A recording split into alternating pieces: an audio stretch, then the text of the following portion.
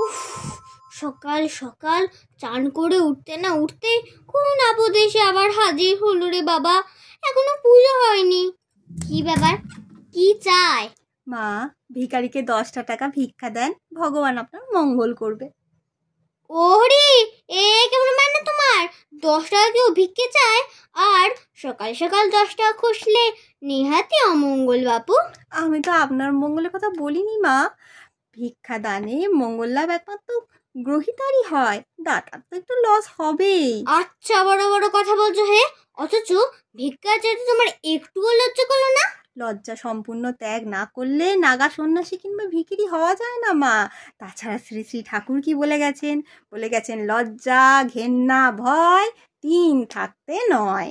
ও বাবা, তোমার আবার রামকৃষ্ণ দেবের বাণীও জানা আছে নাকি? কেন থাকবে না মা, একটু ইনফরমেশন টেকনোলজির যুগ।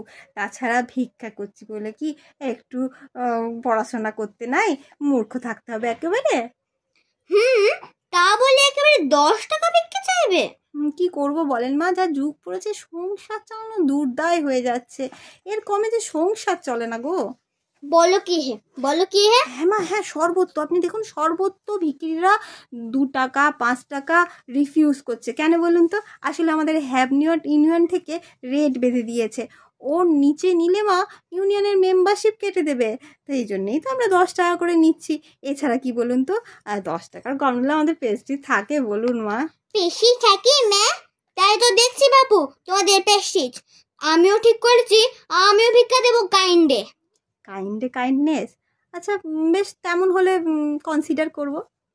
এই নাও, এই নাও 5 টাকা। 5 টাকা? হ্যাঁ, যাও যাও, ওই মিওমারের থেকে একটা কেক কিনে খাও গা। আর কত কেক খাবো মা?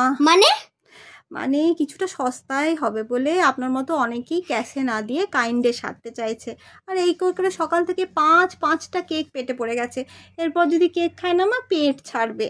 কি সর্বনাশ গো! হ্যাঁ, বড়া পেটে ভিক্ষে? হ্যাঁ গো, তুমি তো দেখছি ভিক্ষের এথিক্সটা না হেনস্থা করে ফেললে। মা, শুধু পেট ভরলেই কি ভিক্ষের প্রয়োজন মেটে? বলি ভবিষ্যতের জন্য তো কিছু সঞ্চয় করতে হবে। হ্যাঁ, কি বলো? ভবিষ্যতের জন্য সঞ্চয় করতে পরের টাকা? ছিছি মা, পরের টাকা বলবেন না, কাউকে পর ভাবতে নেই। তারপর ভাবুন না, পর ভাবে না বলেই তো আমাদের দেশে এমন তোলাবাজি সুন্দর ব্যবস্থা করে উঠেছে। তাছাড়া শ্রী শ্রী মা কি বলে গেছেন? উনি বলেছেন, পর কেউ নয়, জগৎ তোমার। ওরে বাবা রে, এমন জ্ঞান পাবে ভিখারি আমি জন্মেও দেখিনি বাপু। আর স্বয়ং কার্ল মার্কস কি বলেছে বলুন তো মা? কি কি আর বলবে? বলেছেন, হ্যাভ নটসদের উচিত হ্যাভসদের কাছ থেকে সবকিছু কেড়ে নেওয়া। কিন্তু মা, আমি তো তা করিনি, আমি তো চেয়ে নিচ্ছি। আপনি মিছি রাগ করছেন। না, রাগ করবো কেন? তা এমন হাট্টা কাট্টা চেহারা তোমার, তুমি কাজ করে উপার্জন করতে পারো না? ও কাজ করে উপার্জন করার পার তো পশ্চিমবঙ্গ থেকে কবেই উঠে গেছে মা। আপনি দেখছেন না, সর্বত্র কর্মচারী ইউনিয়নগুলো দলমত নির্বিশেষে 80 যায় বেশি খায়, কাজ করলে উপরি চায়, এই স্লোগান তুলেছে। আপনি শোনেননি মা? শুনেছি বই কি, সেজন্যই তো দেশটা গোল্লায় গেল। তাছাড়া কাজ কোথায় মা?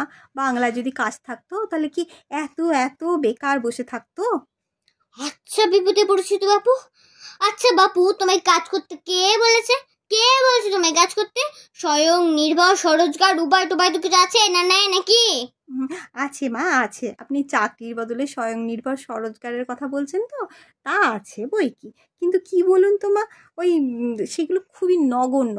আর কি বলুন তো, আত্মনির্ভর যদি হতে হয় না, তার 2টো পথ খোলা আছে, হয় ডাকাতি আর নয় ভিক্ষাবৃত্তি। তা দেখুন, আমি ডাকাতির মতো খতরনাক প্রফেশন না নিয়ে ভিক্ষার মতো নিরীহ পেশা বেছে নিয়েছি। আমি কিছু ভুল করেছি বলুন মা? ওহে, শোনো, তোমার সাথে না আর কথায় পারা যাবে না। তাই ভাবছি তোমাকে আমি, তুমি কি কোনোদিন জীবনে কোনো কাজ কখনো করনি? জব কেন করবো না মা? তাছাড়া ভিক্ষেও তো কোয়াইট নোবেল প্রফেশন মা। আচ্ছা, আমি বলছি ভিক্ষে ছাড়া আর কোনো কাজ করনি, মানে সোশ্যাল ওয়ার্ক জাতীয়? কেন মা, ভিক্ষেই তো একটা রেসপেক্টেবল সোশ্যাল ওয়ার্ক। কি বলো? ভিক্ষে রেসপেক্টেবল সোশ্যাল ওয়ার্ক নয়? পুণ্য অর্জনের সুযোগ করে দেওয়া আমাদের পরিষেবা। বলো কি হে, পরিষেবা? হ্যাঁ, আপনি একটু ভেবে দেখুন লোকে পুণ্য অর্জনের জন্যে দেশ দেশান্তরে ছুটে বেড়াচ্ছে, কোথায় কোথায় না যাচ্ছে।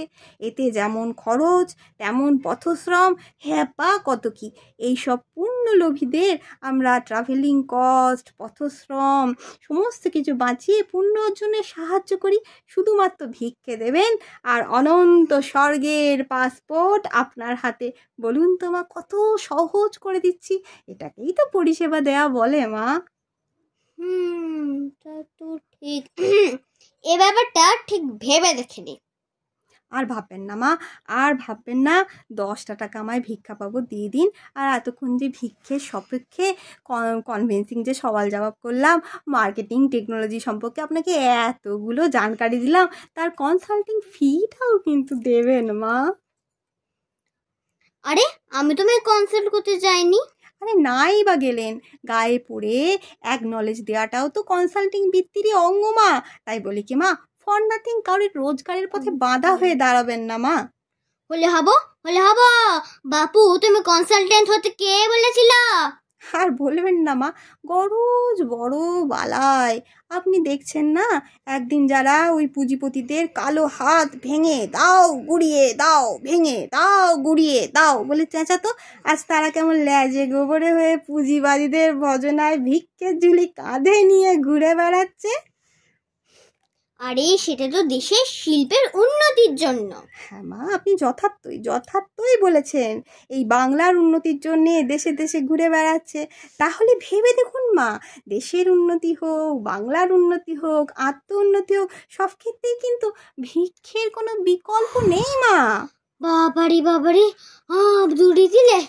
এই নাও তোমার 10টা টাকা। আর কনসাল্টিং ফিটা দেবেন না মা? কি বলো? এর হাত থেকে 20 টাকা, আর 20 টাকা মা। এর হাত থেকে বাঁচার জন্য 20 টাকা দিতেই হবে। এই নাও আরো 20 টাকা। সব শুধু 30 টাকা গচ্ছা গেল। না না মা, গচ্ছা বলবেন না, এটা তো আপনার আশীর্বাদ। আচ্ছা বাবা, তাই হোক। আশীর্বাদ নিয়ে তুমি বাবু বিদায় হও, এবার আমি ছাড়ো। আচ্ছা মা, থ্যাংক ইউ মা।